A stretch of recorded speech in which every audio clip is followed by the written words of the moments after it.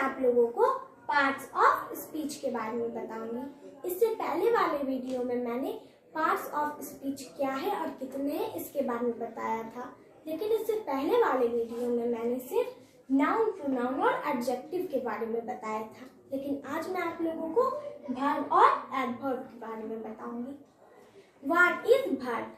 Verb क्या है, यानी क्रिया क्या है? A verb is a word used to express an action.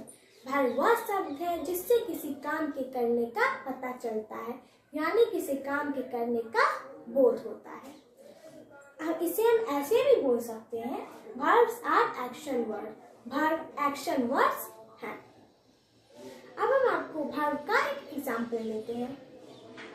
Dance, read, play, eat etcetera, ये सब वर्ब्स के उदाहरण है, एग्जाम्पल है। अगर हम पढ़ते हैं यानी रीड करते हैं, पढ़ते हैं, तो ये भी हम कोई काम कर रहे हैं। खेलते हैं, खाते हैं, या फिर खेलते हैं, खाते हैं, तो मतलब हम कोई काम कर रहे हैं।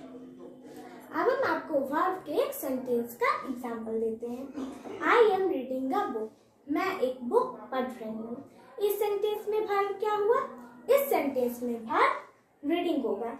रीडिंग मतलब पढ़ना, पढ़ना भी एक काम है, तो इस सेंटेंस में रीडिंग हो गया हमारा वर्ब। इस बात को आप ध्यान में रखिएगा कि एक वर्ब हमेशा सब्जेक्ट के तुरंत बाद आता है, लेकिन तब जब किसी सेंटेंस में हेल्पिंग वर्ब का यूज ना किया गया हो। हम इसे एकदम इजी तरीके से बोलते हैं, अगर किसी सेंटेंस में हेल्पिंग वर्ब का यूज किया जाता है तो पहले हमारा सब्जेक्ट होता है, देन हेल्पिंग वर्ब होता है, उसके बाद ही मेन वर्ब होता है। लेकिन किसी सेंटेंस में हेल्पिंग वर्ब का यूज नहीं किया जाता है तो पहले हमारा सब्जेक्ट होता है, देन तुरंत हमारा मेन वर्ब आ जाता है। इसका एक उदाहरण देते हैं, एग्जाम्पल देते हैं। राम इट्स मैंगो, राम आम खाता है। इस सेंटेंस में हेल्पिंग वर्ब नहीं है ना, helping verb means is, am, are, etcetera, ये सब हेल्पिंग वर्ब होते हैं। तो राम इट्स मैंगो में हेल्पिंग वर्ब नहीं है, तो सीधे हमारा सब्जेक्ट है, उसके तुरंत बाद हमारा वर्ब आएगा। लेकिन यही अगर किसी सेंटेंस में हेल्पिंग वर्ब का यूज किया जाता है तो पहले सब्जेक्ट आएगा, then helping verb, then main verb. Example यहाँ पे लिखा हुआ है, I am reading a book, तो इसमें आई हो गया सब्जेक्ट, तो इसमें एम हमारा हेल्पिंग वर्ब है, तो पहले सब्जेक्ट, देन हेल्पिंग वर्ब, उसके बाद ही मेन वर्ब आता है। और अब मैं आप लोगों को एडवर्ब के बारे में बताऊंगी। What is adverb? एडवर्ब क्या है, यानी क्रिया विशेषण क्या है? An adverb is a word that describes a verb, an adjective or another adverb. Adverb वैसे वर्ड है जो किसी क्रिया को या फिर विशेषण को या फिर दूसरे एडवर्ब की विशेषता बताने वाले सब एडवर्ब कहलाते हैं। हम एडवर्ब का एग्जाम्पल देते हैं। Very, fast, never, angry, etcetera, ये सब एडवर्ब के उदाहरण हैं। अब हम आपको एडवर्ब के एक सेंटेंस का उदाहरण देते हैं। Medha is a very beautiful girl, Medha एक बहुत ब्यूटीफुल, बहुत सुंदर लड़की है।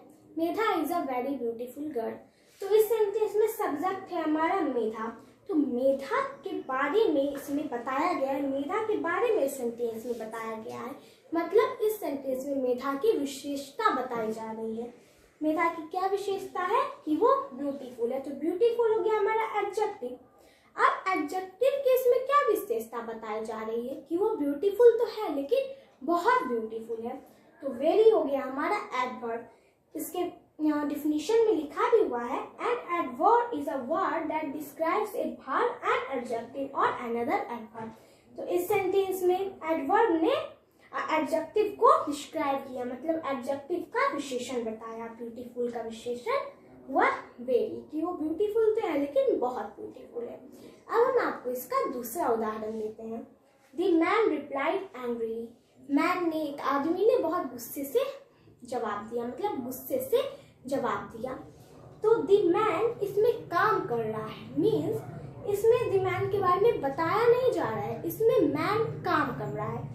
तो मैन क्या काम कर रहा है, आदमी क्या काम कर रहा है कि वो रिप्लाई किया, मीन्स बोला। तो रिप्लाई हो गया हमारा वर्ब। तो इसमें वर्ब की क्या विशेषता बताई जा रही है कि उसने रिप्लाई तो दिया, लेकिन कैसे रिप्लाई दिया, उसने गुस्से से रिप्लाई दिया, मीन्स एंग्रीली जवाब दिया। तो इस सेंटेंस में वर्ब की विशेषता बताई जा रही है एंग्रीली। तो ये हो गया हमारा वर्ब और ये हो गया हमारा एडवर्ब। Okay bye. इसके अगले वीडियो में मैं इसके अगले प्रकार बताऊंगी। Thank you for watching. Bye.